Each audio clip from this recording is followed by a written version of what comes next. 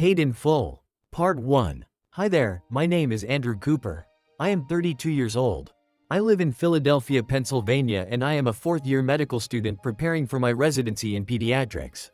If I seem a little old to be at this stage of my medical career, you are correct. Before I completed my undergrad studies, I spent 4 years in the United States Marine Corps serving my country as a reconnaissance specialist. I joined after I graduated from high school. My service was a transformative experience for me. I served all over the world. My unit was usually the first American boots on the ground in whatever conflict the US may have been dealing with. I can't talk about everything we did when I was in the Corps, but what little I can say can be summed up like this. Our job was to eliminate any known threats and pave the way for our fellow Marines and service members from other branches of the military to enter the theater of conflict. It was very fulfilling work, and I made friendships that I know will endure for the rest of my life on Earth. At the age of 22, after 4 years of intense service, I was honorably discharged from the Marine Corps at the rank of sergeant. My many experiences in the Marines greatly informed my deliberations on what direction my life would take next. My unit served in places in the world where I observed children in poverty and suffering from substandard medical care. I got good grades in math and science in school. My brain was in a why not mode. I made my decision. I would become a medical doctor, specializing in pediatric medicine. It would be hard. I would start pretty much as a second-year undergrad and build from there. I worked really hard, and before I knew it, I had been accepted to a medical school near my hometown. During my second year of med school, I met someone who would really impact my life. Her name was Kimberly Wilson. Unlike many of these stories where the woman is an absolute knockout, Kim was remarkably average. Don't get me wrong, she is a cutie. She is 5 foot 2 inches tall and weighs 125 pounds. She was 28 years old on the day that we met. Kim is a petite blonde with proportional curves and solid C breasts. I was very attracted to her bright and bubbly personality. She made friends easily with everyone. Kim came from a nice middle-class family. I could imagine her having a fantastic bedside manner when she enters into her medical practice. She was a good student and 2 years ahead of me at the same med school I attended. We kind of met by accident. We literally ran into each other in the stairway between classes at the main med school building. After we exchanged apologies, we introduced ourselves to each other and decided to sit for coffee. One thing led to another and we started dating. As the children of middle-class families, neither of us had much growing up, but we really cared about each other. Despite our financial challenges, we married about a year after meeting. She was a fourth-year medical student preparing for her residency, and I was preparing to start my third year. We rented a small, furnished apartment near the school and promised to work together to help each other become doctors. We had a plan. After about 6 hard years, we would both finish our residencies. We would then begin to reap the benefits of being a 2-doctor household. Soon after we married, it was residency matching time for Kim. Of course, we were hoping that she would be selected by a hospital close to Philly. Kim was interested in oncology as a specialty. We had dreamed of eventually practicing together as a husband and wife one-stop practice for pediatrics and oncology. One day, the residency coordinator at our school called Kim at home. I was anxious. Had she been matched with an assignment? When Kim finished, she came running into the room. Babe, I had exciting news. Kim exclaimed. Do tell, babe, I replied. That was the residency matching coordinator. They have located a guaranteed residency assignment for me. In oncology. Can you believe it? She said excitedly. Sounds great, babe, I replied. Where is it? Well, that's the thing. She said, her expression growing a little concerned. It's in Algiers. She said sheepishly. Algiers, like in Algeria? I asked. Yes, Algiers. Like in Algeria. Kim said, laughing. Wow, that's a huge distance, babe, I stated flatly. It's a special international exchange program. If I accept the assignment, I will get priority placement. I'll be able to start in 30 days. She explained. That means I'll be home sooner. I see, babe, I replied. It's a great opportunity. Do you think we can handle being apart for a couple of years? I inquired sincerely. 100%, babe. Kim replied confidently. Here is what I'm thinking. I will go to Algeria to complete my residency. You will be ready for yours by the time I finish in about 2 years. When I'm done, I will come home and then we will both move to wherever your pediatric residency ends up being. She explained. It sounds like a great idea, I replied. We both knew a temporary separation was a possibility as we both complete the residency cycle. Quick note. Both my parents and hers cautioned us about getting married before we finished our residencies. But both Kim and I convinced them that we were for real as a couple. We believed we could deal with the challenges that our residencies would present to us. We began to research our logistical needs to get Kim up and running in Algiers. We found someone to help her find a room in an affordable apartment that was furnished. She would be rooming with another female American medical student. We learned that the internet service in Algiers is pretty decent and we should be able to keep in touch via video call. In a few ways, it would be like she was a freshman undergrad again. After a couple of weeks, we had all of her living arrangements made. We decided that I would travel there with her about 1 week before she was scheduled to begin at the hospital. It would be kind of like a quasi-honeymoon for us since we were unable to take a trip when we got married. Another 3 weeks passed. We packed all of the belongings Kim would need and headed to the airport to fly to Algeria. 12 grueling hours later, we landed in Algiers. The time in Algeria is 5 hours ahead of US Eastern Time. We found Kim's apartment. Her new roommate had arrived the previous evening. She was a sweet African-American lady named Maxine. She was the same age as Kim and was engaged. Her fiancé went home last night after being here for a week with her. The apartment was only a 2-block walk from the hospital. It was small, but it was clean and cozy. We got Kim settled into her room and got everything put away. Then we headed to the suite at the beachside hotel we had booked weeks ago to enjoy the rest of our time together. The suite was a gift from both of our parents so we could spend some quality time together before separating for so long. It was late summer and the weather in Algiers is quite palatable. Hot, sunny days and cool nights. We checked into our hotel and passed out for the night. We were both exhausted.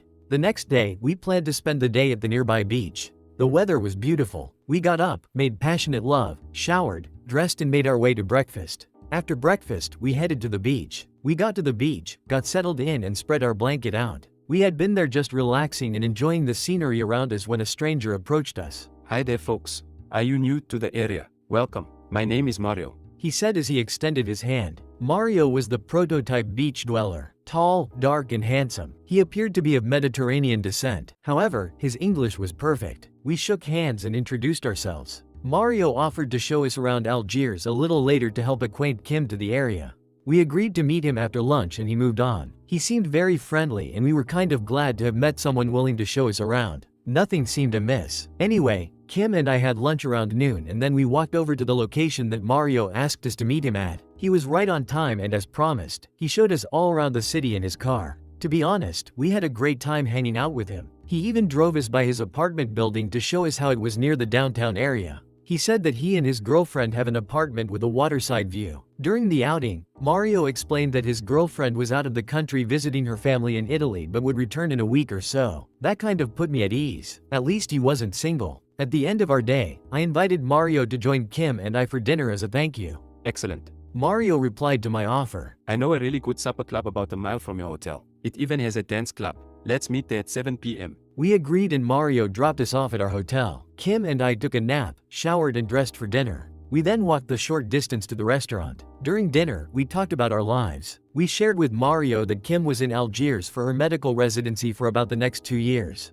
We also told him that I would be leaving in a few days to continue with my own medical school studies. We learned that Mario was 33 years old and a lawyer. He was from a wealthy family in Italy. He told us that he and his girlfriend were in Algiers to get away from the hustle and bustle of their life in Italy. They wanted to spend a gap year taking it easy and living the beach life before they returned to Italy to buckle down and start their family. Kim and I were intrigued. But hey, I guess if you have the money to do something like that, more power to them, I thought.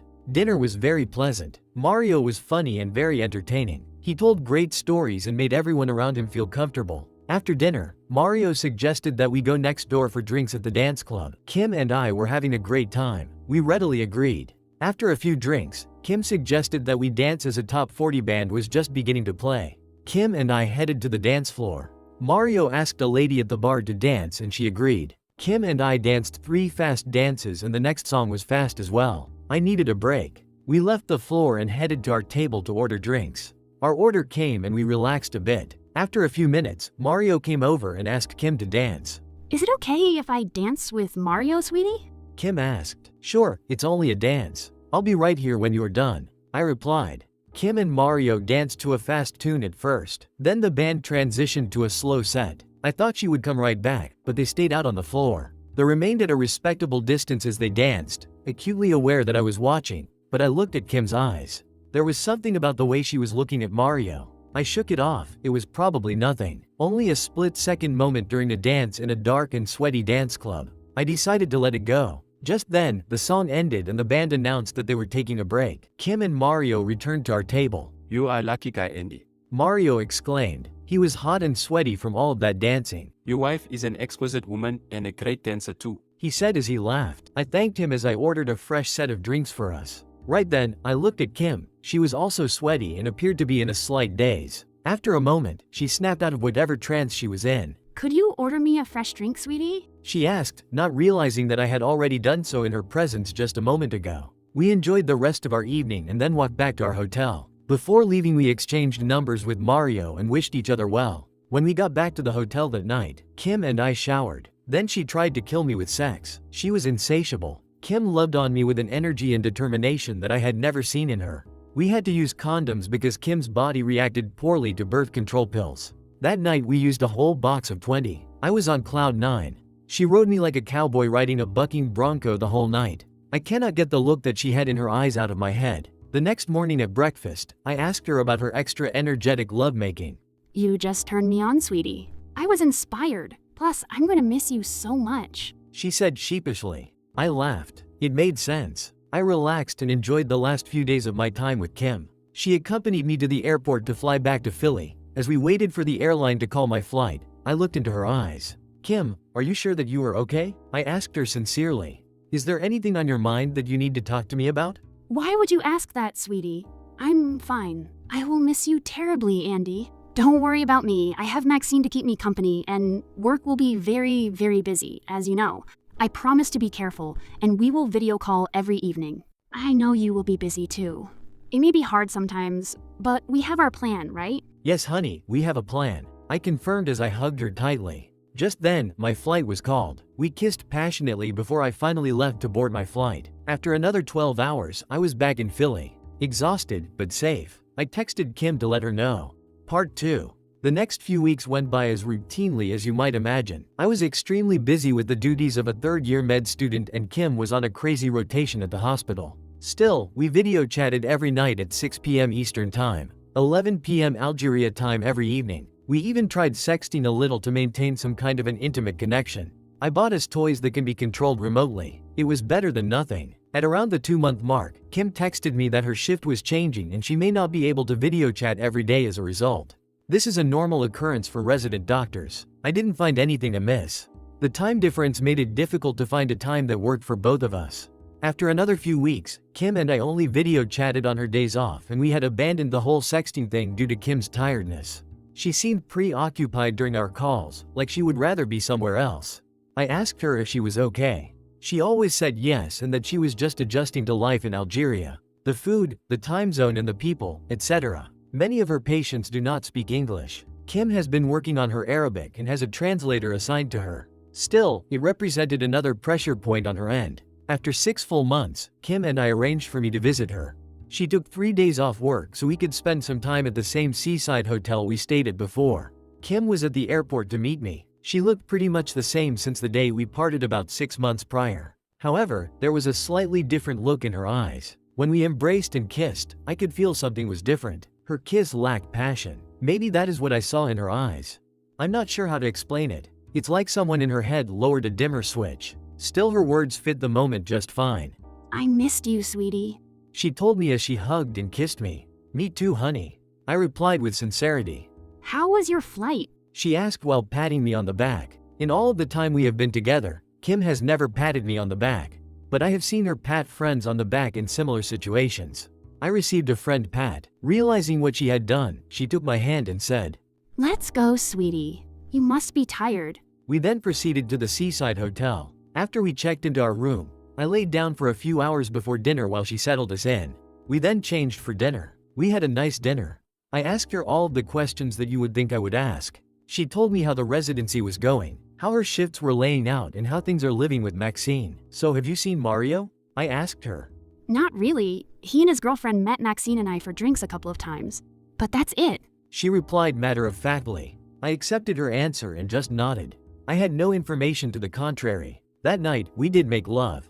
But it was clear that Kim's heart was not in it. She was just going through the motions. As usual, she made me use protection. For the entire week of my visit, we stayed close to the area of the seaside hotel. Beach, restaurants, did a little shopping. We made love one more time. Kim performed the same way. She was just going through the motions. The night before I was to leave to go back to Philly, I tried to have a serious conversation with her. Kim, I'm not going to lie. I notice a serious change in you. The way you act and the way you look at me. Is anything wrong? No, sweetie, I'm sure it's just the hectic schedule of my rotations. I am just absolutely beat 24 hours a day, Andy. My feelings have not changed, and before you ask, there is nobody else. I am happy to see you. I promise, my sweetie. She held me tightly and I could feel her warmth. Her body language betrayed her words. But I kept that to myself for the moment. The next morning, as we waited for my flight to be called, I told her about an idea I had. Kim, I don't think I should come back here. I want you to concentrate on finishing your residency and getting home. I feel like a distraction. What do you think? That is your choice, Andy. Kim replied. I want you to visit, but it's totally up to you. Not exactly a passionate plea, but I just played along. As we talked, a man on an electric scooter accidentally ran into Kim, nearly knocking her over. As her purse hit the floor, much of its contents spilled out. I looked at the contents as she quickly shoved the items back into her purse. Keys, wallet, makeup, candy, other crap ladies keep in their purses, birth control pills. Wait, I said to myself. Birth control pills? I thought Kim could not tolerate the pills. If she has found a birth control formulation that she can stomach, then why make me use protection? I just acted like I didn't see the pills and continued on. I boarded my flight and went home to Philly, more confused than ever. As I awoke from my after-flight nap in Kim and I's apartment, I made a decision. Yeah, I knew it was crazy, but I need to know some things for sure. I packed a fresh suitcase, went down to the airport and got on the next flight back to Algiers. I landed there the next day. I checked into a hotel near the airport and got some sleep. The next day, I hired a driver to take me to Kim's apartment right about the time her shift was scheduled to start.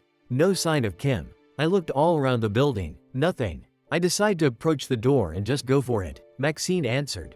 Oh, hi, Andy. How are you? She said as she gave me a huge hug. I'm great, Maxine. How are you? Fantastic. Come on in. She invited. I went inside as she continued to talk to me. So how is Kim doing? Does she like her new place? New place? I asked. Yes. She moved out about 5 months ago. I see. Where did she tell you she was moving? I asked. Maxine looked at me with a look that only a woman could muster. She doesn't know you are back in Algiers, does she? She asked. I slowly shook my head no. I'd also bet that she never told you she was moving either. I slowly shook my head again. Come sit down, Andy. She said with sympathy. I took a seat on a high-back chair in the living room. My mind was racing. Only one word could make it past my lips. Mario? I asked. Maxine nodded her head slowly. I've never seen them in a compromising position, but the only person I know who lives in that building is Mario. By the way, he lied about having a girlfriend. I ran into his ex at the market down the street. She said they broke up a year ago. She's living with him, Andy. I'm sorry. Okay, so this is what I'm going to do, Maxine. Will you help me? I asked the beautiful woman sitting in front of me. Yes, Andy, I will help you if I can. I'm going to order a card and flowers to be delivered here. They will be addressed to Kim. Could you call her an advisor there here? Then tell me when she is coming to retrieve them? I asked. Yes, I can do that. She eagerly replied. When you tell her about the flowers, she will know that she must pick them up right away, as I may ask about them. We hugged tightly. I wished her the best and we parted.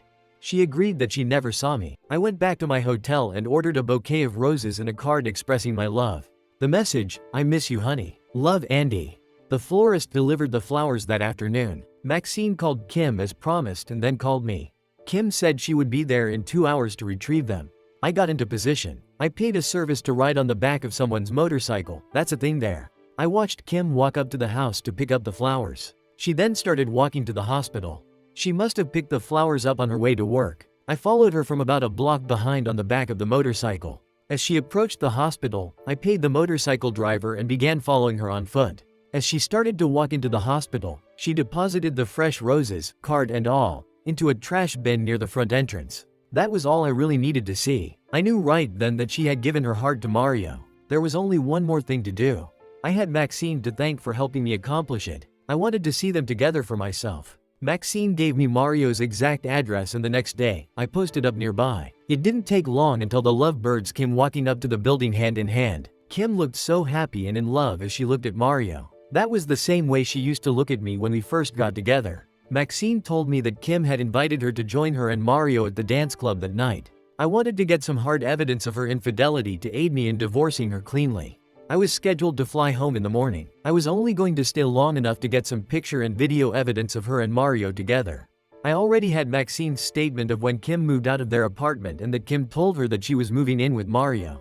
I entered the club at about 8 p.m. local time and took a table in the back of the lounge. It didn't take long to locate the lovebirds. They were all over each other sucking face and playing grab ass. They danced sensually and looked deep into each other's eyes as the night went on. When I had my fill of pics and videos, I left and walked back to my hotel. The next morning, I flew back to Philly. Part 3. I needed a full day's rest before I could return to class. Of course, I was going to divorce Kim, but there was no rush. Kim was in Algeria and she wasn't coming home for another 18 months. She is with Mario now and there is really nothing I can do about that from half a world away in Philly. Am I hurt? Yes. Will I get over it? Eventually. Am I mad? Yeah, I am now.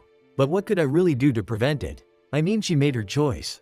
Will I get a lawyer, tell her parents, go on social media and put her on blast as a lying cheater? After much deliberation, I don't see the need. The truth will always come to the light. What about Mario? What about him? He saw something he wanted and went for it. But I will circle back around to him at some point.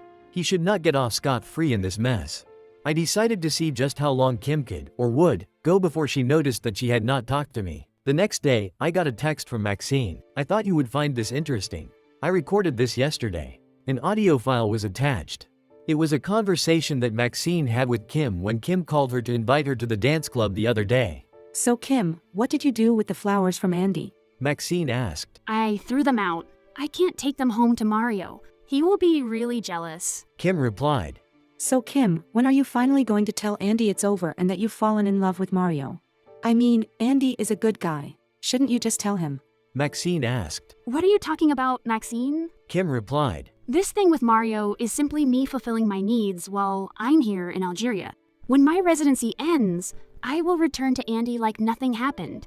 No, you won't. Maxine pushed back. Why do you say that? Kim asked. Kim, this man, Mario, has turned you out. You are not the same anymore and you cannot just return to Andy like nothing happened. You said that the sex with Mario is better than anything you have ever had in your life, including Andy. You said Mario excites every nerve in your body whenever he touches you. I mean, you chose to allow him to seduce you. You said his courtship of you was out of a fairy tale. Plus you just said that you were miserable during Andy's recent visit. You said you could barely stand to let him touch or have sex with you. You also said you felt nothing as Andy made love to you and that you had to concentrate hard on Mario just to get through it and get Andy back on a plane out of Algeria. Face it, Kim. Your marriage is over. No matter what happens from here.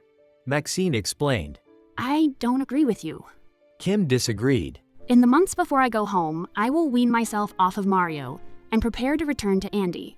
Do you really think Andy is stupid, Kim? Do you really believe that he didn't notice anything different about you on his recent visit? Maxine inquired. Well, he did ask me if anything was different on my end the day before he went home. But I used the stress of my residency as an excuse, and he bought it hook, line, and sinker. He will welcome me back with open arms in 18 months. Then I will move with him to complete his residency, and we will have our husband and wife pediatric oncology clinic. Kim explained enthusiastically. Okay, but what about Mario? Maxine asked. Mario knows what time it is. Kim replied. He will move on when the time comes. I see. You sure are truly ruthless, Kim. Good luck with all of that. Maxine said as they ended the call. Wow, that's all I could think of to text Maxine. I thanked her for the insight. 2 relatively uneventful weeks went by. I was just starting to study for my semester finals. It was really busy. As I was walking between classes at about 10:40 a.m., my phone buzzed in my pocket. It was from Kim. I guess she realized that she had not heard from or talked to me in nearly 3 weeks. By the way, she never even inquired if I made it home all right from my visit, which was weeks ago. Hi, Andy. Please Skype me right away. Wow, 3.5 weeks with no contact and a form letter text is all that I get from her. Nice. Anyway, I took my good, sweet time getting back to her. I called her after I had lunch at about 1 p.m. I pulled out my phone and dialed her Skype. It took forever, but the call eventually connected. It was 6 p.m. in Algeria. Hello, Andy. Kim greeted me coolly. She looked good though. Hello, Kim.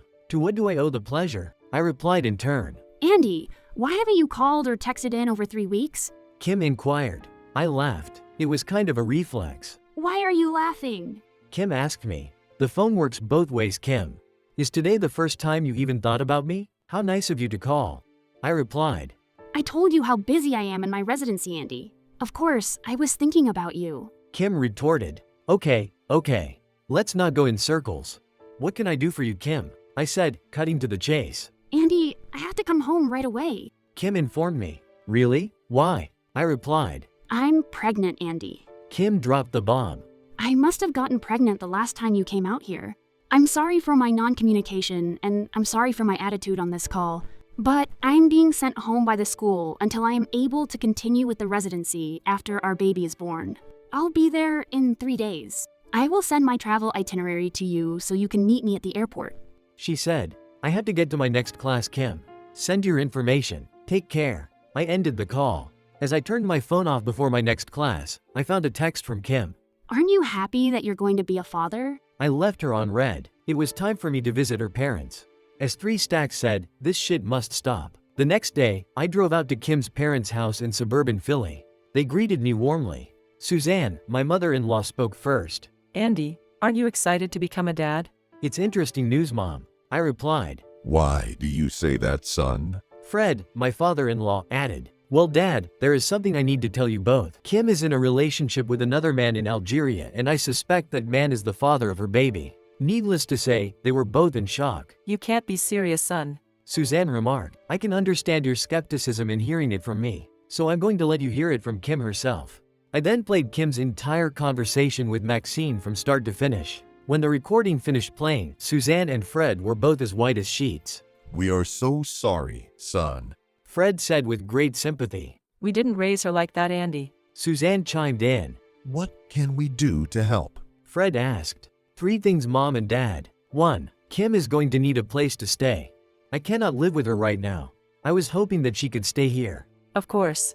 Suzanne replied. I packed all of Kim's belongings in her car and I had a tow company follow me here. Her car is in your driveway. Here are the keys. 2. I really need you guys to pick Kim up from the airport tomorrow. Here is her itinerary. We will pick her up. Fred exclaimed. Finally, I am asking for you to give Kim this box, unopened, when you see her in the airport. I handed Fred a white flower box with a red bow on it. Okay, we will give it to her. Oh, and one more thing. Please don't tell her about this conversation before she gets back tomorrow. We won't. Suzanne said. We don't want her to be stressed on the long flight. Are you going to file for divorce, son? Fred asked. Not right away, I replied. There is still a chance the baby could be yours. Suzanne commented. Yes, there is always a chance. But resolving that question can wait until Kim is further along in the pregnancy. I replied. You heard her words. She is really into Mario. I don't think we can come back from that as a couple. Anyway, thanks a bunch for your help, your love and your support. I hugged them both and we parted company. The next day, Fred and Suzanne went to get Kim from the airport. Part 4. Kim speaking. Oh my, have I really stepped in it this time? I really don't know why I allowed myself to be seduced by Mario. That first night with Andy, Mario, and I at the dance club, when Mario and I danced that slow dance, I felt an electricity run through my body that could have fully charged a Tesla. That is why I nearly killed Andy with sex that night. Mario didn't waste any time. Andy's plane home hadn't even touched down, and Mario was already at my apartment asking me to spend time with him. Why didn't I refuse? I thought I loved Andy with all of my heart. I think that I still do. But less than a week after Andy went home, I was in Mario's bed. It was everything I thought it would be. It wasn't just different. Mario is bigger, better, stronger, and longer than Andy ever could be. Within 30 days after I landed in Algeria, I had made arrangements for Maxine to get another roommate, and I moved in with Mario. He had already admitted that he lied about having a girlfriend and that he had just broken up with a local girl. He only said that to disarm Andy. It worked. He also kind of lied about being a lawyer. He got accepted to law school, but dropped out in his first year. He lives off his small trust fund. As the months passed, I came to really love and adore Mario. Andy was just an afterthought to me. His visit a few weeks ago was a major inconvenience. I was so glad when he left. It felt disgusting whenever he touched me. I ran back to Mario as soon as I dropped Andy at the airport. After talking to Maxine, I decided that it wasn't fair to Andy to keep leading him on. I had planned to call him to let him know that I had fallen in love with Mario and that our marriage was over. My plan was to complete my residency, Get Mario a visa to immigrate to the US and marry him. I guess my clinic will just be for oncology. Mario and I will be fine. I had composed a goodbye letter to Andy and found a lawyer in the States to start the divorce process. I then plan to call Andy to drop the bomb on him. Then I will call my parents to do damage control before Andy can reach them with his side of the story. But before I could execute that plan, I found out that I was pregnant. I am pretty sure that the baby is Mario's. I'm a doctor after all. I have a good idea of when I conceived. I got on the pill because I wanted Mario raw with no restrictions. I knew the risk. My body does not react well to the active ingredients in the pills, and Mario's swimmers must have found an egg to fertilize. I made Andy use condoms when he visited, so I would be fresh for Mario after he went back to Philly. It would have been hard for Andy to get me pregnant. I was happy and emotional when I got home to tell Mario the news about our baby. Upon hearing the news, he didn't seem too excited about becoming a father. The next day, when I got home from my shift at the hospital, I found my bags packed and by the door of Mario's apartment. He left me a note. Dear Kim, these last 8 months have been great. I think you're a lot of fun to be with and our time together has been exciting. I am not cut out to be a father or even a husband. I have cancelled the lease on this apartment and returned to Italy. I packed your things for you. The landlord will be by at 5 p.m. to get your key. It's time for both of us to move on. Take your baby home to your handsome marine cuckold. Take care, Mario. I collapsed upon reading Mario's note. What an asshole. I betrayed a good man to be with this piece of shit, and he just threw me away like a piece of used chewing gum. I must have cried for 2 hours right there on that floor. Then I remembered that Andy was still oblivious to all this. In his mind, I'm still Kim, his loving wife. A plan began to form. I need to go home and act like Andy got me pregnant during his visit. He will buy it. He loves me and trusts me. I have some mixed blood in my family. If the baby comes out a little darker, I could explain it away like that. He will buy it. Then I will give him 3 or 4 more children after I finish my residency to keep his mind off of how different the first child is. I will start the paperwork to take leave from my residency today and call Andy tomorrow. Until then, I can stay at Maxine's. Well, it's 4 days later and my plane is landing in Philly. It feels good to be home. I wonder what Andy will say. He may want closeness, but I can use the pregnancy to hold him off. Maybe not forever, but it will work for now. I will slowly train myself to want him again. It's going to take a lot of effort after being with Mario for several months. He may be an asshole, but he was an electric lover. I will miss that. After I cleared immigration and customs, I walked down the ramp to the greeting area. I expected to see Andy with candy, flowers, and maybe a corny sign. But when I looked for him, I saw my parents. They were glad to see me. We hugged and my mom cried happy tears because I was safely home. They said Andy couldn't make it to pick me up. Maybe he got tied up in a lab or something. My dad led us to some chairs in the lounge. My mom told me that Andy has given them a gift for me. It was a white box with a red bow on it. He sent a corny gift after all. He really does care. I opened the box and immediately broke down in tears. In the box were a dozen rotten, wilted red roses, a card, and a letter. I immediately recognized the withered red roses as the bouquet from Andy that I threw in the trash bin in front of the hospital in Algiers. The card confirmed it. I collapsed onto myself, put my hands over my face, and cried my eyes out. My father held and consoled me. He then gently encouraged me to read the letter. With shaking hands, I opened the letter. Kim, as you can see from your gift, I know about Mario. After I returned from visiting you, I took another flight back to Algiers the next day. I saw you two together. I sent the flowers to Maxine's. I watched you collect them and then discard them in the trash bin in front of the hospital. I asked you to be honest with me on my visit. I saw it in your eyes, Kim. You were gone. You could not even bear me touching you. And I felt you faking it in bed too. You were not fooling me. My trip back to Algiers just confirmed it. I filmed you and Mario in the dance club the night before I returned to Philly. I didn't hear from you for 3 weeks, not even to see if I made it back home all right after visiting you. Oh, and I know your bastard child is probably his too. I will be filing for an embryonic fluid DNA test as soon as it's possible to confirm. I put all of your shit in your car and had it towed to your parents' house. I also moved out of our apartment and got a new one. I will file for divorce soon. Welcome back to Philly. You lying, cheating, conniving bitch. Your soon-to-be ex-husband, Andy. I gathered my luggage and followed my parents to their car. I feel regretful and very ashamed for what I did to Andy. It was very selfish of me to betray him for my own physical pleasure. Part 5. Andy, 1 down, 1 to go. Kim has been dealt with. Now, it's time for Mario to pay a price. I am aware that he left Kim in Algiers and fled to Italy until the coast was clear. A little birdie told me that Mario was back in Algiers and on the prowl for his next Kim. It was time for me to act. My spring break from med school provided the perfect opportunity. I told everyone I knew that I would be driving across the country to Yellowstone National Park. I also posted that information on social media. I sent my car, driven by a friend on that trip with one of my credit cards so there will be a paper trail. I drove across the Mexican border in my friend's car. I then flew to Italy under the name of the friend who is driving my car across the country. We look very similar and can pass for each other on cursory review. It worked. I landed in Italy about 11 hours later. An old marine buddy of mine had everything we needed to cross the Mediterranean Sea at Genoa. We pushed off near Genoa and landed in Algiers 15 hours later. We docked in a discreet berth and went ashore. A fellow sailor gave us a place to crash just outside of the city. My little birdie advised me that Mario was working on another American woman who was in Algiers to complete a medical residency. I also learned that Mario was in the exact same apartment as he always has been. He lied to my lying bitch soon-to-be ex-wife. He just fled to Italy. He told Kim the lease was cancelled just so she would give up and leave. Our three-man crew cased Mario's house for 3 days. We decided to act on the evening of the third day. As Mario walked back to his apartment after spending the night at the American woman's hotel room, we pounced. We let ourselves into his apartment and were lying in wait for him when he arrived. One pencil-neck asshole against 3 trained killers.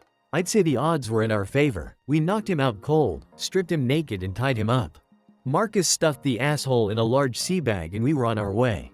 There are a lot of little alcoves and private areas in Algeria. We made ourselves at home in a ramshackle structure outside of anyone's earshot. Rick set up a folding chair and tied the hooded asshole to it. Rick cut a large hole in the seat of the chair so the asshole wouldn't make too much of a mess when he shits on himself. Marcus unhooded him. I then got right down to business. "Hello, asshole," I stated flatly. It took a minute for Mario to return to his senses. Once he did, he recognized me. Well, hello cuck. So you want revenge for me fucking your doctor wife and cuckolding you marine boy? He hissed. I laughed. Oh, you're laughing at me cuck. Mario said, his voice dripping with arrogance. "Look at you fool," I exclaimed. "Who is the one butt naked and tied to a chair with his dong hanging out of a hole?" Upon considering his condition, Mario all of a sudden became less smug. Where am I? What are you going to do with me? Mario asked gingerly. "Well, Mario, let me answer you like this. I'm going to reverse your question and tell you what I'm not going to do to you." I then leaned in close and whispered in his ear, "I'm not going to kill you. But by the time I am done with you tonight, you're going to wish that I had." Mario turned as white as a sheet and started shaking. Of course, the bucket placed under his chair was busy as Mario's bravado was totally gone by then. "So where do you want to start, Mario?" I asked him. What do you mean? He asked. "Well, for now, I think I will ask you a few questions. Oh, I almost forgot. We need to get your treatment started." What treatment? Mario asked. I reached into my toolbox and took out a set of livestock castration bands. Rick started applying the bands to Mario's chestnuts. He cried in pain. I then began to explain. "These bands are going to cut off circulation to your nuts and scrotum.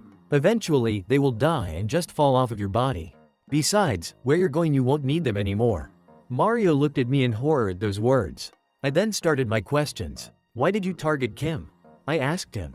I didn't target her. He growled. I saw you two on the beach and saw your marine tattoos. I challenged myself to make you a cock. It was easy. He laughed. "Oh really?" I asked as I took a small brown bottle from my toolbox. "Have you ever heard of hydrochloric acid, Mario?" I asked as I showed him the bottle. He nodded his head. "Well, asshole, where you're going to eventually end up, we don't want anyone to be able to identify you. So we are going to burn your fingerprints off. Don't worry, it's going to hurt just as much as you think it will." Rick held him down while Marcus burned his fingerprints off one by one using just enough acid to get the job done while preserving the finger itself. Mario screamed in pain until he passed out.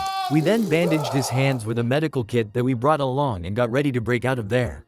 Rick and Marcus put Mario's sorry ass back in that sea bag and carried him to a waiting Land Rover. They then drove him to the border with Mali. From there, a couple of our buddies from the Mali army dumped him naked in the middle of a national park near the Fall-Im River. He was alive, but out cold. Other than the castration bands on his nuts and his acid-burned fingertips, he was unharmed. By the way, Mali is in Africa, and yes, the area Mario was dumped is a known lion habitat. I served in Mali for 8 months when I was in the Marines and made a lot of friends there. I wonder how Mario will feel when he wakes up with no clothes on in the middle of an African nature preserve frequented by lions.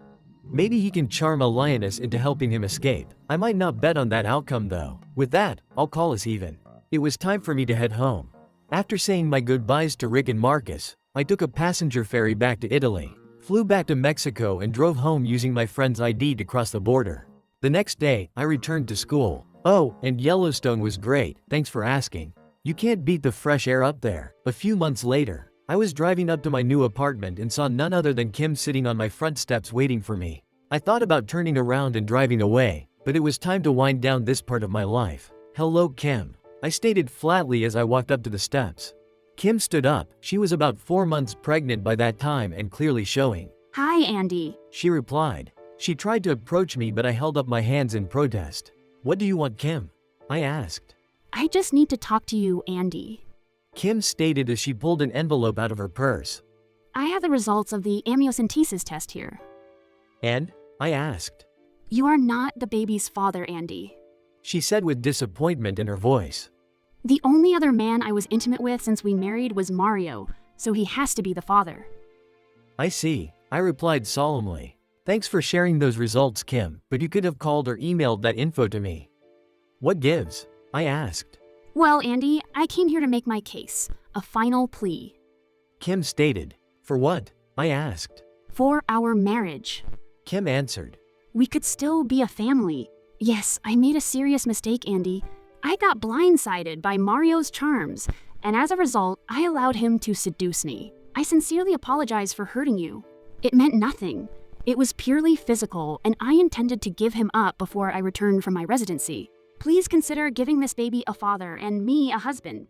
As she droned on, I started searching through my phone. Then she finally stopped talking. "Are you finished?" I asked. Yes, Andy. She replied. "In response to all of that, I'm going to read you something, Kim. Please bear with me and listen carefully." Okay. Kim replied. After I found the image I was looking for, I began reading Kim's goodbye letter aloud. Imagine hearing it in Kim's distinct voice. Dear Andy, I know that I am taking the coward's way out doing this via email. I won't waste words. I have fallen in love with another man. It's Mario. I can't explain the how and the why, but it happened. I moved in with him less than a month after you went home from Algeria. We are planning for a future together. His love is like electricity running through my veins. You just have never made me feel anywhere close to how Mario makes me feel. Yes, I felt it from the first time he touched me at the dance club when we first came to Algiers. Your intuition was correct. When I made love to you so vigorously that night, I was fantasizing about Mario the whole time. I don't say that to hurt you, Andy. I still care about you as a person. I said that to discourage you from trying to do anything to change my mind. My mind is made up. I have engaged a lawyer to begin the divorce process. Please just let me go. I know that you are going to be an excellent doctor, Andy. I also know that you will find a new love that will complete your life the way that Mario completes mine. I wish you all of the best. Your friend, Kim. When I finished reading my screen, I looked up from my phone. Kim's face was as white as a ghost and drenched in her tears. How did you get that? She asked in a trembling voice. Someone sent it to me. You left it at Maxine's. I replied. It's my goodbye letter, isn't it? I asked her. She nodded her head. Then why are you here, Kim? You made your feelings clear in your letter. I don't really know. She said with clear emptiness in her voice. I've lost everything. I've lost you. I've lost Mario. The medical school is taking disciplinary action against me under the morals clause in the residency contract. I'm probably going to lose my residency. Did you have to report my affair to them, Andy? Do you really hate me that much? Kim said through crocodile tears. I have news for you, Kim. I didn't report you to the medical school or anyone else for that matter, except your parents. I stated flatly. You didn't. She asked, surprised. No, I didn't. Someone else must have reported you. Perhaps the hospital did it. Well, Kim, I'm tired and I have finals to study for, so if you'll excuse me, I wish you the best of luck on your pregnancy and with your med school appeal. I promise you a fair and painless divorce. My lawyer will be in touch with your lawyer by the end of the week. With that, we parted company for the last time as husband and wife. A sad chapter in my life is now closed. Later that night, I was watching the news at about 10:40 p.m. Near the end of the broadcast, the presenter ran through a few so-called human interest stories. Authorities in Mali, a small country near the west coast of Africa, are working to identify human remains found in the middle of the nation's largest nature preserve. They said the remains appeared to have been partially eaten. Park rangers told local reporters that the remains were found buried in a shallow hole yesterday afternoon. Rangers report that the remains are most likely that of one of the many drifters who try to take shelter in the park at night. They asked us to relay to our audience that the park is full of predators and extremely dangerous. The medical examiner will try to identify the remains, but the advanced decomposition may not allow for that. Stay tuned for further updates. Well, I guess that wraps up Mario's storyline. I chuckled to myself as I readied for bed. Epilogue. I wish I could tell you that Kim gave birth to a healthy baby. Unfortunately, that was not the case. The baby boy was born very sickly. You see, Mario had a dirty little secret that he never told Kim about. He was HIV positive. Kim also tested positive, but with treatment she should live a pretty normal life. The absolute miracle of this story is the baby tested negative. However, the baby has a number of medical conditions that will require a lifetime of specialized treatment. The boy may never be able to live a normal life and will require lifetime round-the-clock medical care. Kim indeed got kicked out of medical school. Due to her having to devote all of her energy to taking care of her son, she never realized her dream of becoming a cancer doctor. Today, she is the chief pharmacist for a local chain of drugstores. By the way, I did get tested and thank goodness, I was HIV negative. I dodged a real bullet on that one. Surprisingly, Mario was never reported missing in Algeria. Everyone who knew him, essentially the circle of women he was trying to sleep with, assumed he had disappeared back to Italy to hide out. Oh me? I indeed became a doctor, a pediatrician to be more exact. I completed med school and took up my residency at the Arizona State Medical Center. I then did a rotation at the world-renowned Children's Hospital in Akron, Ohio. I liked Akron, it reminded me of home. I decided to hang up my shingle there. Oh, my bad, we decided to hang our shingle there. I indeed am a participant in a multi-doctor practice. It is a great setup. I handle all of the pediatric work, and the other doctor has a thriving OB/GYN practice. One doctor delivers the babies and I take care of all of the warranty work. It's kind of our corny running joke. Lion Medical Group, Akron, Ohio. Doctors Andrew and Maxine Solomon Cooper, attending physicians. Yes, I was thinking about Mario when I came up with the name Lion Medical Group. I couldn't help myself. Oh, about Maxine. Where did that come from, you might ask? Well, what can I say? It just happened. Maxine's fiancé walked out on her a few months after Kim left Algeria for good, and I walked in. It's just that simple. You probably figured this out already, but it was Maxine who fed me Kim's letter. She also reported her to the residency board at our school. She was disgusted with Kim's behavior and felt no guilt about getting her kicked out. We've been together for 5 wonderful years and married for 3. She moved to Arizona and Akron with me as well. No kids yet, but that part of our journey is coming soon. What a life. The end. We hope you enjoyed this story. Please subscribe, like, share and follow Ace of Hearts-Storycast. Thanks for listening.